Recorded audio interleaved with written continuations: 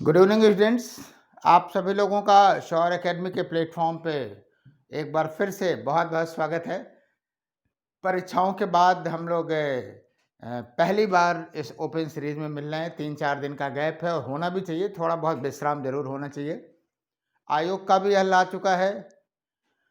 किसका कितना शुद्धतम हल रहा आप चाहें तो देख सकते हैं, हमने भी शुद्धतम हल दिया था। फिलहाल जो लोग 90 के आसपास हैं वो सुरक्षित हैं और जो लोग 1-2 क्वेश्चन पीछे रह गए हैं वो भी परेशान ना हो। अगली परीक्षाओं पे कंसंट्रेट करें क्योंकि यही वो समय है जब कंसंट्रेट करने की ज़रूरत है। हमने जो श्रृंखला चलाई है इतिहास के सभी पक्षों पर उस पर चर्चा करने का इरादा है और साथ ही साथ सैटरडे संडे को हम लोग T20 सीरीज देते हैं कि आप उस पर रिवीजन कर सकें। कुछ नए प्रश्न, कुछ कठिन प्रश्न, कुछ पुराने प्रश्न। आपने देखा कि T20 सीरीज और ओपन सीरीज को मिला लिया जाए, हालांकि अभी हम लोग मौर्य साम्राज्य तक हैं, लेकिन आपके यूपी पीसीएस में कम से कम 4 सवाल उससे आए हुए हैं, है ना। तो मैं विश्वस्त हूं और आप भी रहिए, अपने भी देखिए, अधिक से अधिक लोगों को इस ओपन प्रोग्राम से जोड़िए, राइट। हालांकि आपको ये भी बता दूं कि इस प्लेटफॉर्म से हिस्ट्री ऑप्शनल का भी पेड बैच शुरू हो रहा है। मतलब शुरू हो रहा नहीं, चल रहा है, एक तरह से कह सकते हैं, पिछले 3 अक्टूबर से। तो आप चाहें जो इच्छुक अभ्यर्थी हों तो वो भी संपर्क कर सकते हैं।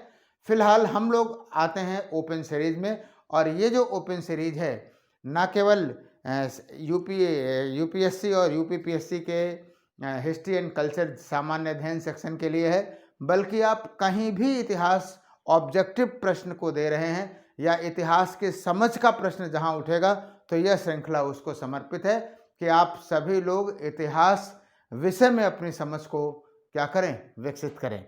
और ये आपकी प्रतिक्रिया और आपका प्रदर्शन ये बताएगा कि हम अपने इस प्रयास में कहाँ तक सफल रहे, राइट।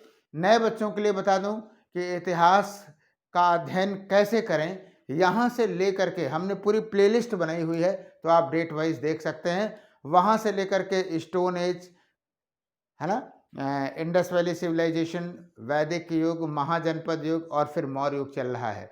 तो जो लोग नए इस चैनल से जुड़ रहे हैं, नया इस कार्यक्रम से जुड़ रहे हैं, उनको मेरा सलाह है कि वो भले ही वो 1 हफ्ते पीछे दिख रहे हों, थोड़ा सा मेहनत करके उस ओपन सीरीज को समझें और फिर उसके बाहर कहीं कुछ भी नहीं रहेगा। ये मेरा भरोसा है, ये मेरा वादा है। बस आपको उसको फॉलोअप करना है, देखते रहना है। तो फिलहाल उसी क्रम को आगे बढ़ाते हुए हम लोग आज चर्चा करेंगे किसकी, बिंदुसार की। चंद्रगुप्त मौर्य के बाद बिंदुसार की चर्चा करेंगे। निश्चित रूप से आपको बता दूं कि कभी भी डेट रखने, याद रखने की जरूरत नहीं है ना। अगर हमने आपको ये बता भी दिया कि 298 बीसी से लेकर के 273 बीसी तक इसका कार्यकाल रहा, कभी नहीं पूछेगा, इसलिए लिखने शोभा बढ़ाने के लिए यहाँ पे लिखा हुआ है, इससे ज़्यादा आपसे नहीं पूछेगा।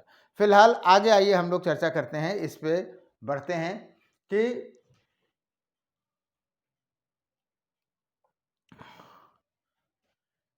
इसकी जो उपाधि थी वो थी अमित्रघात की। अमित्रघात मतलब क्या हुआ, शत्रुओं पर घात लगाने वाला अमित्रघात, राइट। और इसका जो यूनानी नाम मिलता है अमित्रोचेडस मिलता है, अमित्रोचेडस। याद रखिएगा, कभी यह भी सूची में सुमेलित करने वाला पूछ सकता है कि इधर शासक का नाम दे दे, उधर यूनानी नाम दे दे, राइट। माता का नाम इसको मिलता है दुर्धरा, माता का नाम मिलता है दुर्धरा मिलता है, राइट। और एक चीज और भी जानते रहिए कि इसके काल में कोई खास राजनीतिक उपलब्धि तो हमें नहीं मिलती, लेकिन जो तारानाथ का विवरण है, राजनीतिक पहलुओं की हम लोग पहले चर्चा कर रहे हैं यहाँ पे, कि जो तारानाथ है, तारानाथ का विवरण ये बताता है कि इसने बिंदुसार ने पूर्वी और पश्चिमी समुद्रों के बीच, पूर्वी और पश्चिमी समुद्रों के बीच, मामला समझ रहे हैं। पूर्वी और पश्चिमी समुद्रों के बीच का मतलब क्या हो गया, प्रायद्वीपीय भारत हो गया, नहीं। पूर्वी समुद्र और पश्चिमी समुद्रों के बीच 16 राजाओं के संघ को पराजित किया, 16 राजाओं के संघ को पराजित किया। राइट। आपको बता दूं, ये बात लिखता जरूर है लेकिन स्वतंत्र प्रमाणों से इसकी पुष्टि नहीं होती। और तारानाथ द्वितीयक साक्ष्य है। मैंने आपको बताया था कि द्वितीयक साक्ष्य की भूमिका उतनी अच्छी नहीं मानी जाती है। तो निश्चित रूप से आप ये कह सकते हैं, फिर भी मोटे तौर पर हम ये बात मान सकते हैं कि बिंदुसार के समय जो कंडीशन थी वो ये थी कि चंद्रगुप्त मौर्य द्वारा स्थापित साम्राज्य तो बनाया ही, बचाए रहा गया होगा। राइट। इसके अतिरिक्त आपको बताऊं कि इसके समय में दो विद्रोह मिलते हैं तक्षशिला में। कभी अगर आपसे पूछा जाए कि इन दो विद्रोह तक्षशिला के जो मिले उनका क्या कारण था उन विद्रोहों का, तो आपको बताऊं कि मिलता है, पहले विद्रोह को दबाने के लिए पहले अशोक को भेजा गया था, दूसरे में फिर भेजा जा रहा था तो अशोक ने मना कर दिया, फिर सुसीम को भेजा गया। खैर, तक्षशिला जब पहुंचा अशोक तो वहां की जनता ने कहा कि जो अधिकारी हैं वो हमें परेशान करते हैं। यानी उन्हें राजा से शिकायत नहीं थी बल्कि स्थानीय अधिकारियों से शिकायत थी। तो तक्षशिला का यह विद्रोह हुआ, फिलहाल इन्हें दबा दिया गया। राइट।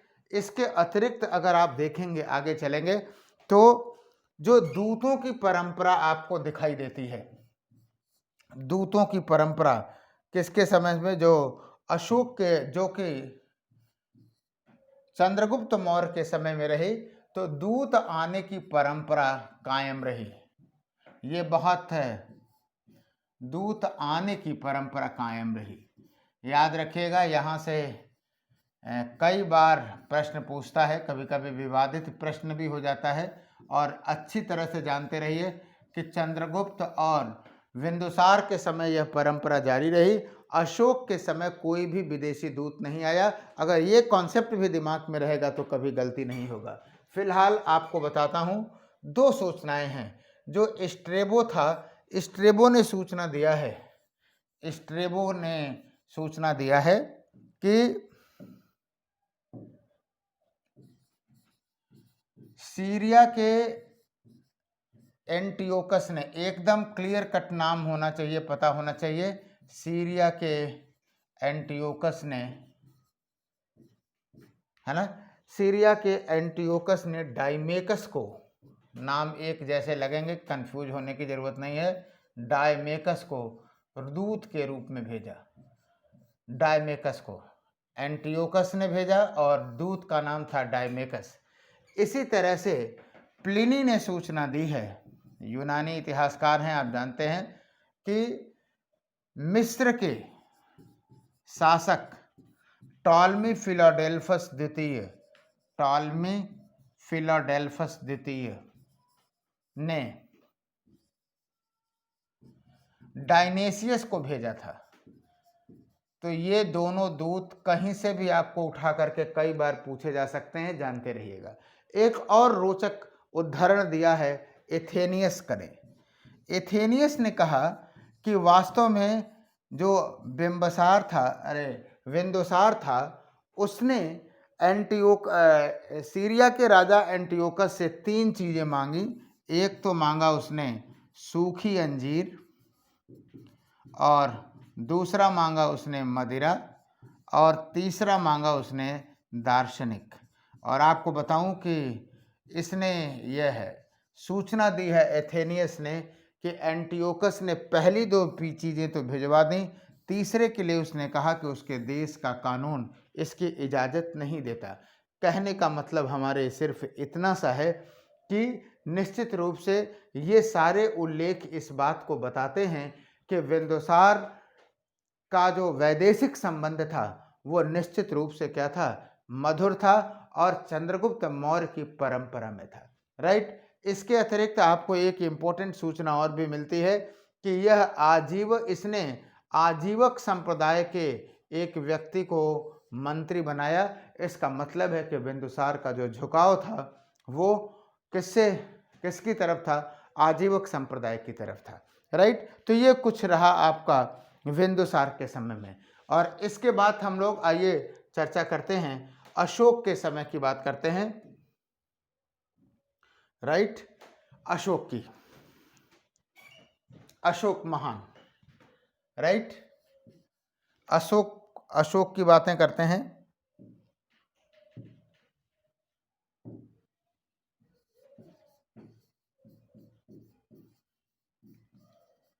और इसका जो समय है वास्तव में 273 से लेकर के 236 ईसा पूर्व तक। राइट। एक चीज और भी बताऊं, पूरे विश्व स्तर पर देखेंगे तो 5 महान राजाओं का नाम मिलता है। इनका जरा आप नाम जानिए, कभी इंटरव्यू के स्तर पे आपसे पूछा जा सकता है। वो क्या कि पहले तो सिकंदर महान, अलेक्जेंडर द ग्रेट, आपने देख लिया किस तरह से उसने विश्व विजय का प्रयास किया। दूसरा नाम आता है जो, वो आता है आपका क्या कहते हैं, अशोक महान।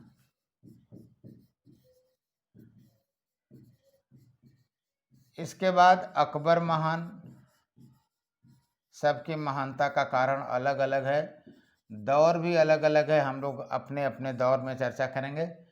पीटर द ग्रेट रूस का, पीटर द ग्रेट रूस का, और फिर Napoleon the great. By the way आजकल ऐसा सिलेबस बना हुआ है कि यूपीएससी में ये 5 महान शासक आपके सिलेबस में हैं, मेंस में या पीटी में। तो अशोक महान जो था 273 से 236 ईसा पूर्व था। राइट। सबकी महानता का संदर्भ अलग अलग है, वहाँ हम चर्चा करेंगे। लेकिन यहाँ तो हमको एक लूप होल दिखाई देता है, वो आपको बताता हूँ, रिमार्क। जाहिर सी बात है, लूप होल की पहले चर्चा करेंगे कि पहले सामान्य परिचय की?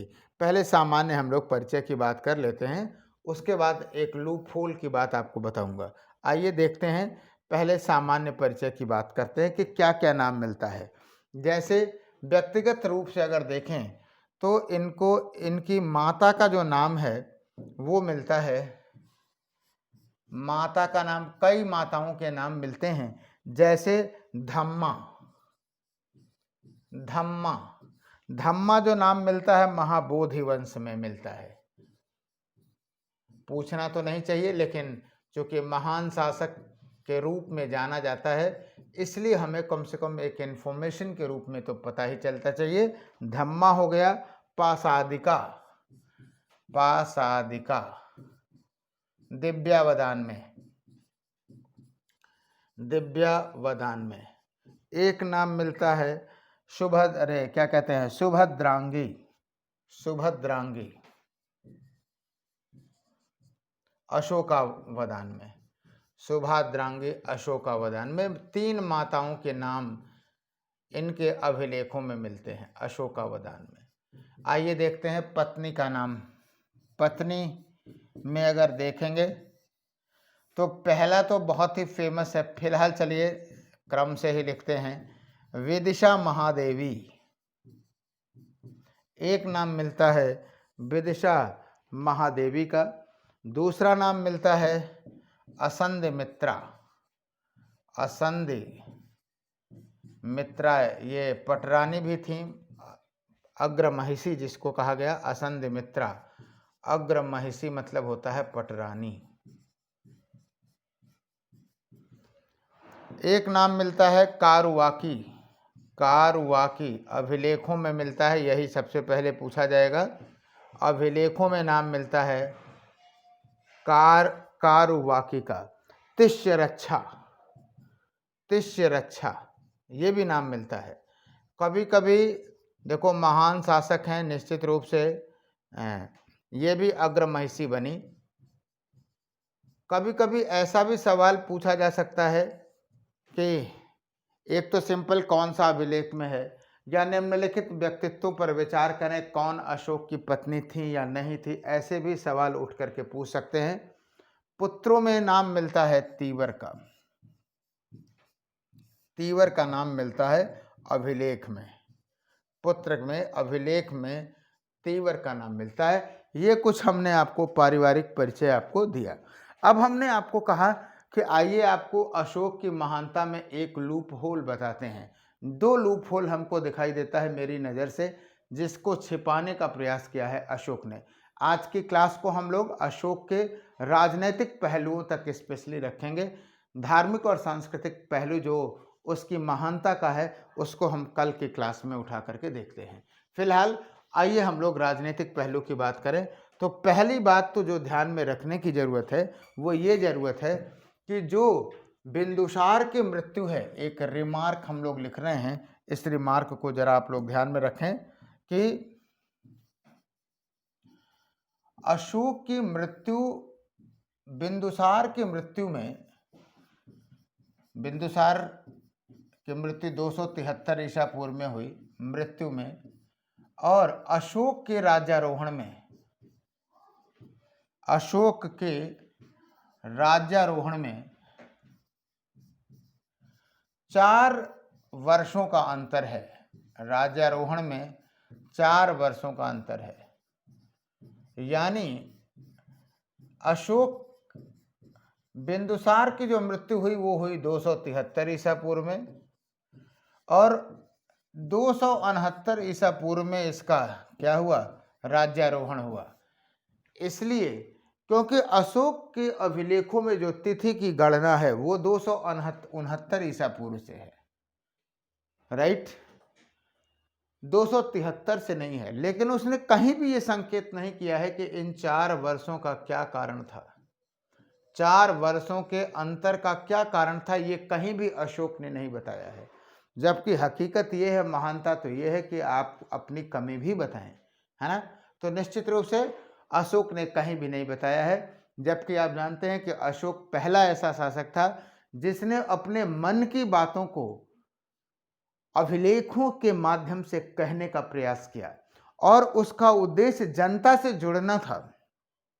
तभी तो स्थानीय लिपियों में वो बात कर रहा है। जो लोग इस कार्यक्रम से, इस सीरीज से बाद में जुड़े हैं, उनसे एक बार फिर कहूँगा कि अशोक के अभिलेख पर ही 2 एपिसोड हमने दिया हुआ है, तो उन्हें वहाँ अवश्य देखना चाहिए, हमेशा वहाँ से नाम मिलते रहते हैं, राइट है। फिलहाल इन 4 वर्षों में ऐसा प्रतीत होता है, ऐसा संकेत मिलता है कि संभवतः क्या रहा होगा, उत्तराधिकार संघर्ष रहा होगा, उत्तराधिकार संघर्ष, राइट, यही अनुमान लगाया जा सकता है। और आपको बताऊं कि जो बौद्ध ग्रंथ हैं, जैसे महावंश है, महाबोधि वंश है ना, ये कहता है कि अशोक ने 99 भाइयों की हत्या की।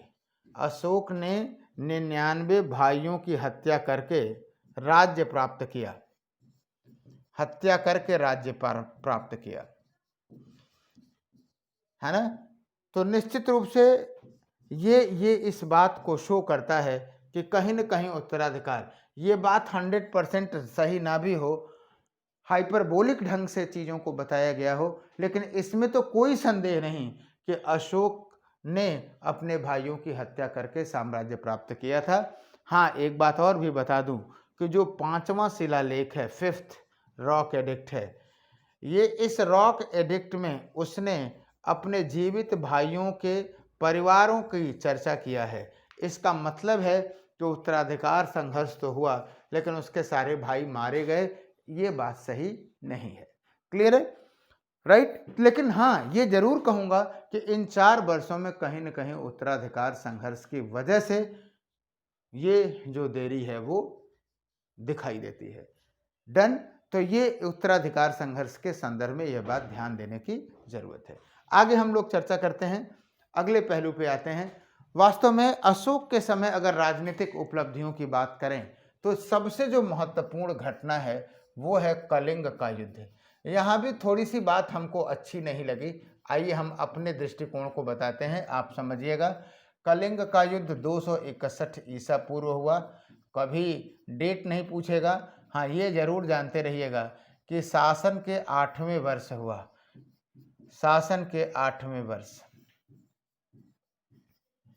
राइट, 261 ईसा पूर्व में। देखिए, अभी आपने सिकंदर के आक्रमण के संदर्भ में पढ़ा कि उसने पोरस को परास्त किया, लेकिन पोरस के साथ उसने व्यवहार कैसा किया था, सम्मान के साथ किया था। और यही नहीं, जब सिकंदर वापस जा रहा था तो जो उसने क्षेत्र क्षत्रपियों को दिए थे, सबसे ज़्यादा या सबसे विस्तृत जो क्षत्रपी थी वो किसकी थी? निश्चित रूप से सबसे विस्तृत क्षत्रपी आप कह सकते हैं कि पोरस की ही थी। लेकिन इस कलिंग के युद्ध में अशोक 13वें शिलालेख में कई बार अगर आपसे पूछा जाए तो इसकी चर्चा है 13वें शिलालेख में, बृहद शिलालेख में हमने चर्चा किया है, इसलिए हम डायरेक्ट लिख दे रहे हैं।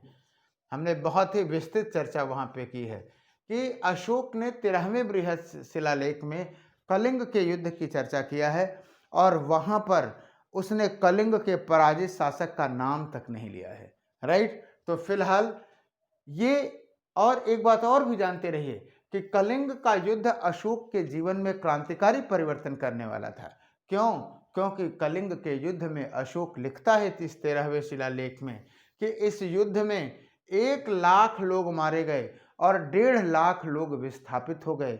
इससे विजेता का मन द्रवित हो गया और उसने धम्म घोष की जगह पर, नाम याद रखिएगा, भेरी घोष की जगह पर 2 शब्दावलियां आती हैं, भेरी घोष की जगह पर धम्म घोष की नीति अपनाई, धम्म घोष की नीति अपनाई।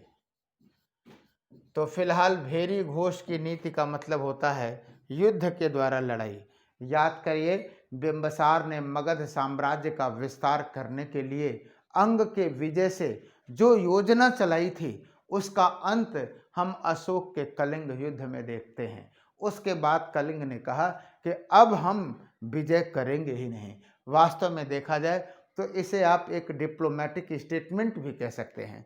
आप जानते हैं कि अशोक के समय तक मौर्य साम्राज्य का जो विस्तार है वो लगभग अखिल भारतीय स्तर पर हो चुका था, तो ऐसे में उसको और जीतने की आवश्यकता ही क्या थी। राइट, और दूसरी बात, इसके अगर अंतर्दृष्टि को समझें तो कलिंग युद्ध में उसको 1 साल लग गया था। उसको लगा कि अब रक्त एवं लौह की नीति के द्वारा, ताकत के द्वारा, शक्ति के द्वारा एकता बनाए रखने की जगह से उसका विकल्प खोजा जाए, और वह विकल्प खोजा किसने? धम्म घोष में। धम्म की नीति की चर्चा हम कल के क्लास में करेंगे और खूब विस्तार से करेंगे, विस्तृत ढंग से करेंगे। तो कलिंग के युद्ध से विजेता का जो मन है वो क्या हो गया? द्रवीभूत हो गया। आगे चल करके उसने इस बात को कहा कि पड़ोसी राज्यों को हमसे डरना नहीं चाहिए, उनसे हमको सुख ही मिलेगा, दुख नहीं मिलेगा।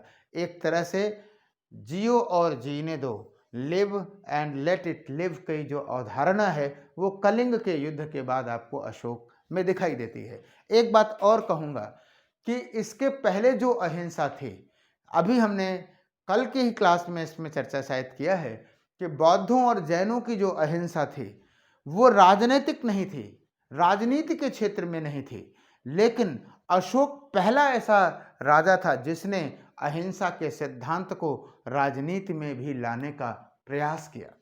बात हमारी आप समझ रहे होंगे। राइट, तो निश्चित रूप से कलिंग का युद्ध एक बहुत बड़ा युगांतरकारी परिवर्तन था अशोक के जीवन में। फिलहाल आपको कुछ और भी बात बताते हैं। माना यह जाता है कल्हड़ की जो राजतरंगड़ी है, हालांकि बाद की है, लेकिन ये सूचना ये देती है कि अशोक ने श्रीनगर की स्थापना की, कश्मीर में श्रीनगर की स्थापना इसी ने की। इसी तरह से नेपाल में देवपत्तन नगर की स्थापना का जो श्रेय है वो अशोक के समय है। राइट, एक बात और ध्यान में देने की जरूरत है, राजनीतिक पहलुओं को जब हम लोग डिस्कस करते हैं तो वास्तव में कभी अगर आपसे ये पूछ दिया जाए कि आखिर में इस कलिंग युद्ध का कारण क्या था, व्हाट वाज द रीजन, क्यों ऐसा हुआ, तो आपको बताऊं, या आप जानते हैं कि कलिंग विजय सबसे पहले महापद्मनंद के समय में की गई थी। जाहिर सी बात है, चंद्रगुप्त मौर्य के समय में इतना वो शक्तिशाली शासक था कि वह कम से कम कलिंग उसके समय में रहा ही होगा। बिंदुसार के समय में सिर्फ एक विद्रोह मिलता है तक्षशिला का। तो मुझे ऐसा लगता है, और ये बात सही भी है, कि जब उत्तराधिकार का संघर्ष हो रहा होगा तभी कलिंग जो युद्ध था, जो कलिंग था वो क्या हो गया? वो स्वतंत्र हो गया था। राइट, आपको बता दूं कलिंग की जो लोकेशन थी वो उड़ीसा के आसपास था और यहाँ पे कलिंग का उदय हो रहा था। और वास्तव में अगर इस राज्य को, ये रहा पाटलिपुत्र, अगर इस राज्य को दबाया न जाता तो निश्चित रूप से मौर्यों का जो दक्षिण साउथ ईस्ट एशिया, दक्षिण पूर्वी एशिया के साथ जो व्यापार था वो प्रभावित हो जाता। ये आर्थिक प्रमुख कारण रहा होगा, राइट। तो ये सारे पहलू रहे अशोक के राजनीति के संदर्भ में। जब हम लोग प्रशासन की बात करेंगे तो बताएंगे कि अशोक ने कई सारे प्रशासनिक अधिकारियों की भी नियुक्ति की थी, वो एडमिनिस्ट्रेशन में ही डिस्कस किया जाएगा, राइट। तो मोटे तौर पे अशोक के समय राजनीतिक पहलू आपने ये देखा। हाँ, एक बार और अंत इस लाइन के साथ कंक्लूड करना चाहूँगा कि अशोक ने अहिंसा की नीति को तो पालन किया, है ना। कलिंग के युद्ध के बाद उसने क्या किया कि युद्ध भेरी घोष की नीति को क्या किया, समाप्त कर दिया। लेकिन यह उसकी कमजोरी का परिणाम नहीं था, क्योंकि हमें कहीं से भी इसका साक्ष्य नहीं मिलता कि अशोक ने मृत्युदंड कम कर दिया या अशोक ने सेना बल कहीं कम कर दिया। तो जो उसकी अहिंसा की नीति थी, जो उसकी धम्म घोष की नीति थी, वो उसकी कमजोरी की नीति नहीं थी, बल्कि उसने इस नीति के द्वारा चंद्रगुप्त मौर्य द्वारा स्थापित रक्त एवं लौह की नीति का क्या किया, विकल्प खोजने का प्रयास किया और काफी हद तक सफल रहा, राइट। तो आज की क्लास को हम यहीं विराम देते हैं और कल फिर मिलते हैं अशोक के धम्म की नीति में। बहुत बहुत धन्यवाद। शौर्य एकेडमी की टीम के साथ जुड़े रहिए और अधिक से अधिक लोगों के साथ एक मिशन बना करके, एक मूवमेंट बना करके लोगों को जोड़िए। चैनल को सब्सक्राइब करिए और जो हमने ओपन सीरीज चलाई है और T20 सीरीज चलाई है उसका आप लोग अधिक से अधिक मात्रा में लाभ उठाएं, राइट। तो बहुत बहुत धन्यवाद। Thank you.